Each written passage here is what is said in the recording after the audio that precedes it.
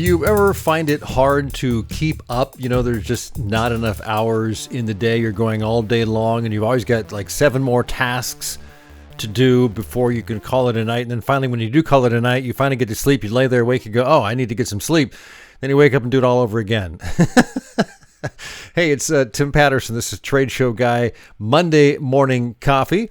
You can find us at TradeshowGuy.net, also TradeshowGuyExhibits.com, TradeshowGuyBlog.com. And if you go to TradeshowGuy.net, that's where you'll find the other books and a few freebies and things like that. So, yes, it does seem at times like we're running, 24/7, 365, burning both ends of the candle. And, I also think that, I've actually got it pretty lucky. I have my own schedule. I'm a lucky guy. I make enough money to pay the bills. Even in spite of the pandemic, business is slowly coming back. I got a couple of projects that are in the works. I have free time. I got family and friends that I can count on. And I realize not everybody has it as good as I do. So I am grateful for that. And I hope you are too. And look at this. My mom turns 93 in 2 days. I was born on her 27th birthday. Do the math. This week, a fun interview with a guy I've been wanting to catch up with for quite a while. I first met Kenji Haroutunian over a decade ago. The first time I went to Outdoor Retailer, I think he actually got me into the show. I'm not sure how that worked because that was a long time ago. He's been in the outdoor world, in the trade show world, an event world for many, many, many years, and I was curious to see not only how he was doing, but how the trade show world and the world of outdoor products was doing. I know that Outdoor Retailer has gone through some changes. I don't know that he's specifically involved with that, but he is a show director of the Big Gear Show, and he's intimately involved with that exhibit world with the outdoor stuff. So I wanted to catch up with him and had a good conversation. I hope you enjoyed as much as I did. I want to welcome Kenji Haroutunian to the Trade Show Guy Monday Morning Coffee. Kenji, it's been a long time. I know that you and I connected way back when, briefly, at one of the Outdoor Retailer shows, and you were involved with them for a long time. It's nice to have you on the show. How are you doing?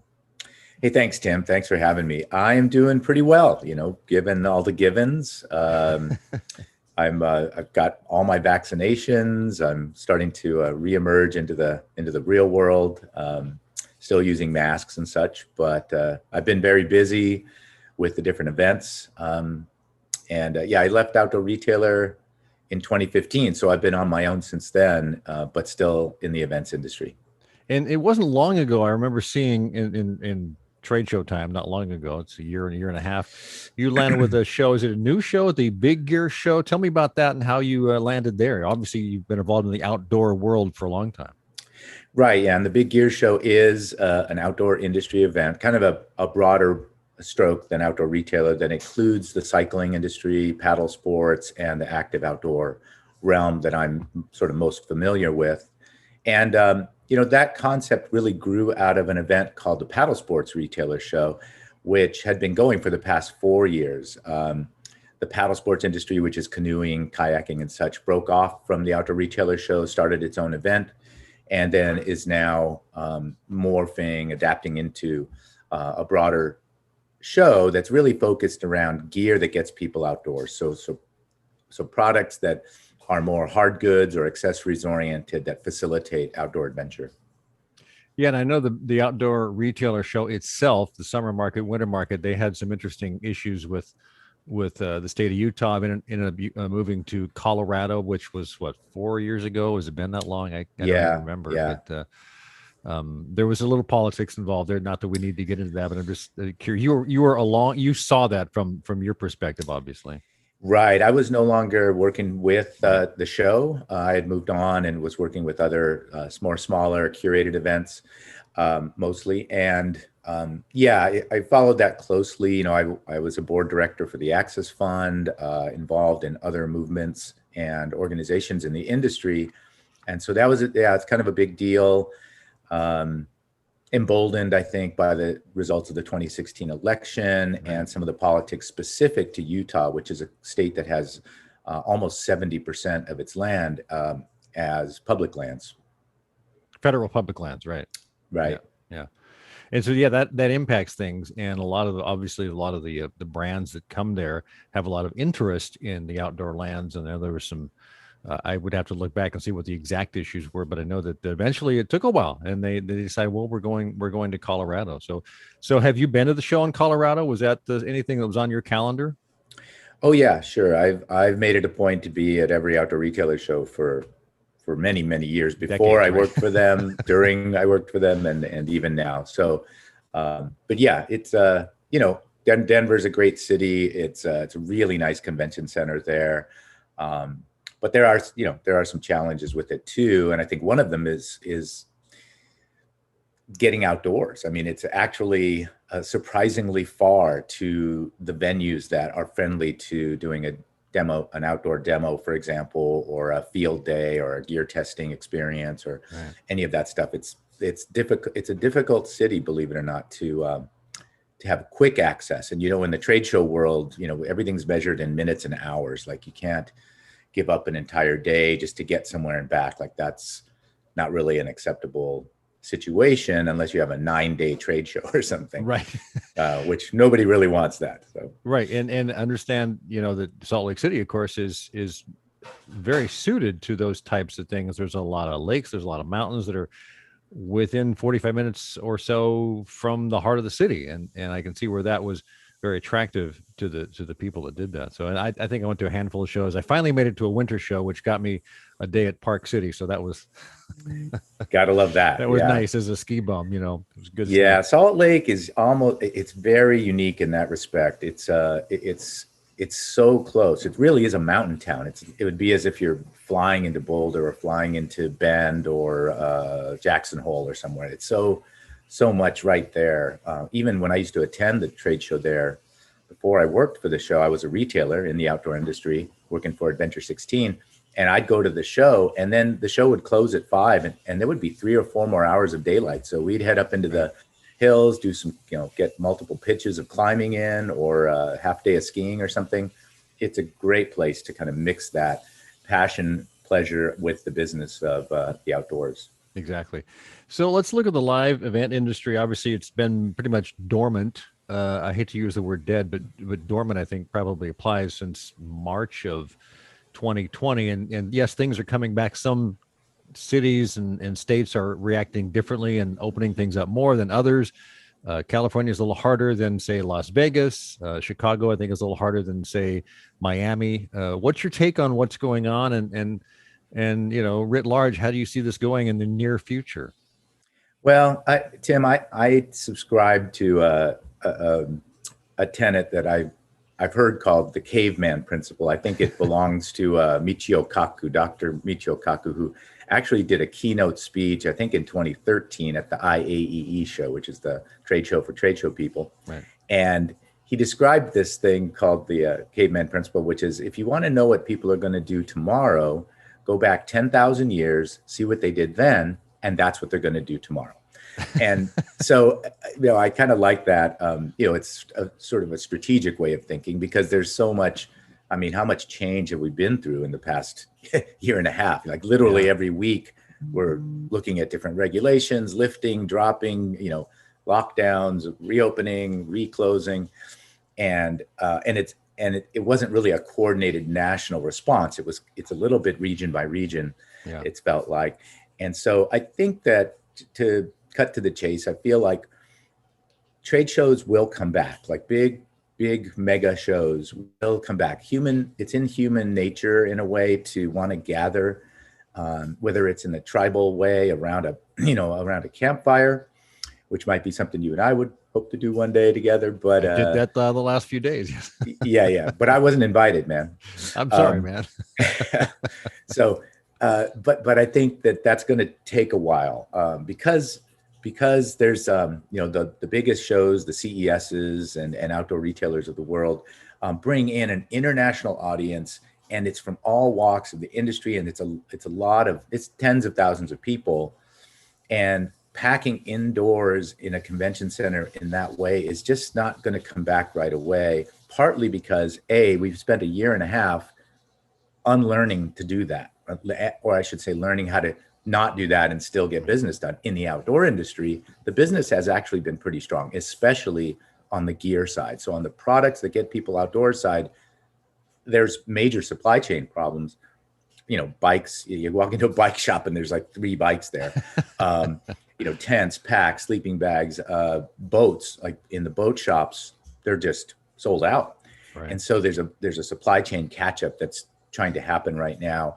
But I think that what'll be popular are more regionalized and smaller, more curated events, which is where I've been focused anyway in the past several years, and certainly how I got involved with the Big Gear Show.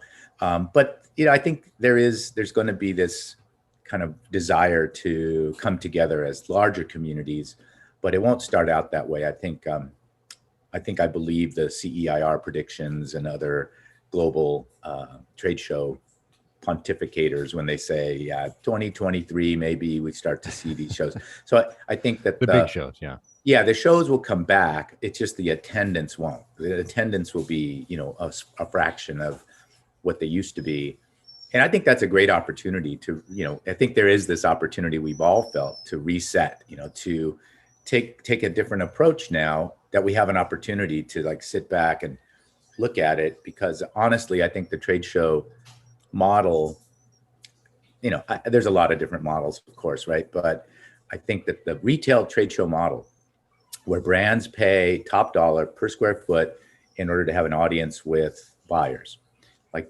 that model is been disrupted permanently. And I think in that way, there's going to have to be some rethinking and revisualizing about the business model of the big trade show.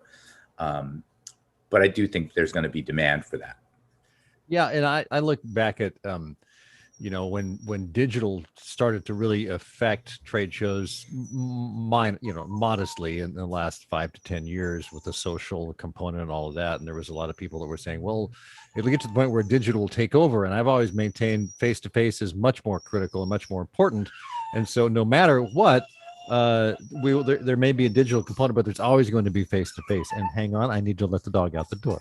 Gotcha. I can hear him. And he'll probably be back in just a minute. Dogs, what dogs are, right? Yeah, they want to be with you, but nope, they want to go out. They want to go somewhere. Right? There obviously was a number of shows that attempted to do a full virtual show, and some of them were obviously more successful than others. A lot of the clients that I've talked with in the natural products industry just felt that they weren't worth the time because they've had not good experiences with them. What's your kind of top level view from the way digital has impacted that? Obviously outdoor, you need to have your hands on the equipment. Well, yes, that is true. Although I might be one of the few show producer types that you've talked to who's actually produced a virtual trade show in the past, kind of the distant past, actually. We did one in 2010. It was very early, and our CEO at the time over at Nielsen was kind of pounding his fist on the desk saying, we need virtual events. And I was in a position to do one because at Outdoor Retailer, there's like many markets, there are communities that are part of that landscape of businesses that are underserved. They're kind of maybe they're a secondary market or a part of the industry that isn't directly relevant to the primary goal of the show, but there's 100 exhibitors there, right? So I had been an advocate for mistreating them a little bit by pushing them off of the main floor of the show into meeting rooms, which isn't great. People don't like that. But my thought was, well, let's do that, but also deliver some extra value to them as well. We created a design center. We created a design competition, a student design competition that flew in top students from around the country to. It was a supplier part of the industry, so meaning the ingredients of outdoor products, the Gore-Tex and laminates and fabrics and fibers and insulation products. That ingredients piece is an important part of the industry, but it's not directly relevant to retailers, which was our focus. So having done this event, I learned a lot about what works in a virtual environment, what doesn't. And to be honest, here we are 10 or 11 years later, and it's pretty much the same technology. And there hasn't been a lot of a lot of progress, I think, because the demand really wasn't there. I think people are like, yeah, virtual event, yeah, that's okay, and maybe I'll go, maybe I won't, and suddenly pandemic comes in the spring of 2020, and there's only virtual events. Yeah. So a lot of different models of virtual event have thrown spaghetti up to see what sticks. Yes. Let's keep it open for 3 months. Let's do it just for one day. Let's do it just for one night. Let's record some of it. And, all these different models, which has been really fascinating to see. Right. And there has been innovation in that, just the format of delivering the virtual event. But yeah, it's, I can count on one hand the ones that I feel worked and that I know were either profitable or at least broke even. Yeah, and you're right. I think the fact that there's so many different ways you can do that, and the an attendee's not there in person, so they've got so many distractions here, and they've got something, got a phone ringing, they got this and that. They have distractions at the show, but they're there at the show, and when they're just watching, it's easy to just turn off your camera and go do something else and come back or not. And so you've got to maintain. I do know a couple of professional presenters in the area who have been pretty successful by selling their services to people and doing very short 3 and 4 and 5 minute entertainment type videos that get people involved and engaged in laughing or singing along or whatever the case may be.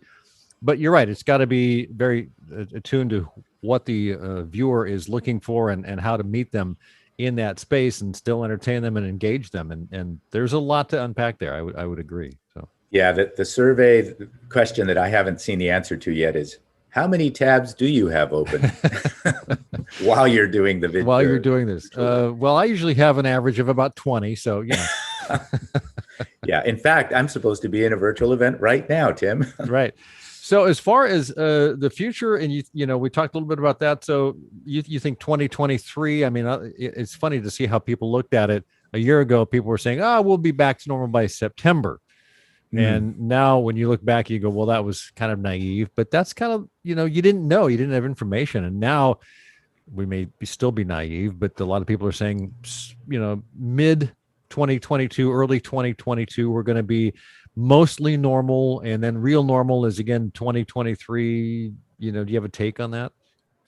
Well, I do think there's a new normal. And I think that a lot of brands, I'm in the trade shows industry that focuses on retail and relationships with brands in the ecosystem of an industry. And they have invested heavily in digital assets, including film studios and entire structures and rooms around producing video. And so they're going to want to leverage those things. Yeah. And that kind of speaks to the hybrid event, which, I like hybrid events. I like the concept of them. I think it's important to ask the question, are we doing it just to do it? Or is there actually an important reason to make it a hybrid event? Because if you give people the option, that's going to shrink your overall attendance. And I think that in the traditional, or what I'll call the conventional trade show space, the success of the shows have been measured in numbers of attendees, like essentially is kind of how it is, square footage and attendees. And if you do a hybrid event and you get half the attendees and then more people show up online, how does that return on investment work for the people who are paying for it, which is usually the exhibitors? Right. So again, it's back to the business model. And I think that's somewhat permanently disrupted. And I think that's going to be a challenge for show producers going forward. They're going to need to get creative and essentially build a new ROI calculator for trade shows, whether it's hybrid or in-person only or pure digital. And I think one of the last things I'll comment on this is when an individual exhibitor, whoever that is, whether they're a large company, small company, I think they really need to be aware of what it takes to engage in those spaces. They've got a lot, as we all know, trade shows from an exhibitor standpoint, from any standpoint, there's a lot of moving parts, and it's easy to let 3 or 4 go that are critical to your success. And then you look back and go, why didn't we get the ROI that we wanted?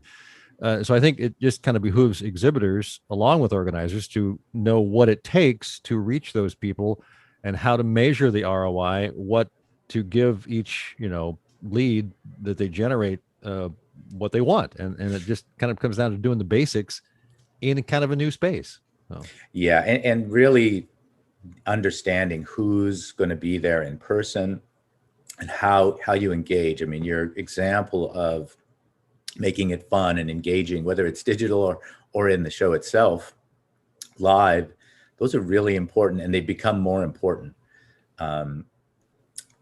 because I don't think an exhibitor can just rely on there being massive traffic that just, they put a shiny light in their booth and people flock.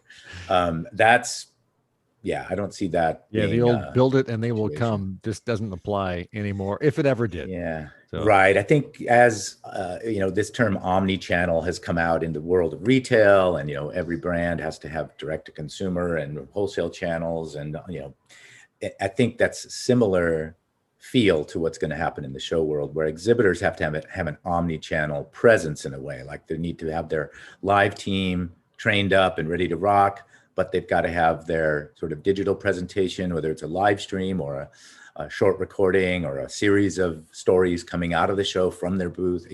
I don't have all the answers. I think that that's going to be what emerges now. And so there may be a change in the landscape of shows in that respect. Yeah. Kenji Haroutunian of the trade show director at the Big Gear Show. So how can people find the Big Gear Show and connect with you if they're interested? Well, the Big Gear Show is simply at thebiggearshow.com. By the way, it is an invitational event. Right. It's an all outdoors event. So it's unique in a couple of different ways, bringing together the cycling, outdoor, and paddle world, as I mentioned, August 3rd through 5th. So we'll be up in the sun at 7,000 feet, nice. Up in the beautiful Wasatch Range. So we're curating this group to be a pretty specific and we're not really trying to grow the size. We're still in a pandemic, Tim. So we're trying to be really thoughtful about it. So they can shoot me a note at kenji@thebiggearshow.com or just visit the site. And there's a couple different ways to engage with us there. Well, it's always fun to talk to you, Kenji. Thank you again for your time. I much appreciate it. Great to chat with you too, Tim. Have a great rest of the day. Thanks.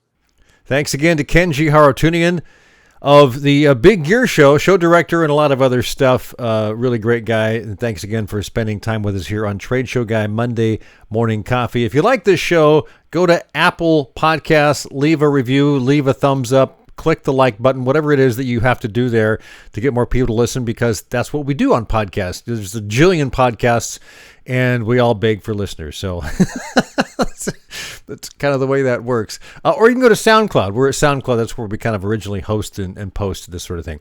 So wrapping up for this week's show, this week's One Good Thing, there's a brand new album out by one of my favorite bands of the 80s and 90s, Crowded House. I know it's hard to believe. They've been together since the early 80s, mid 80s.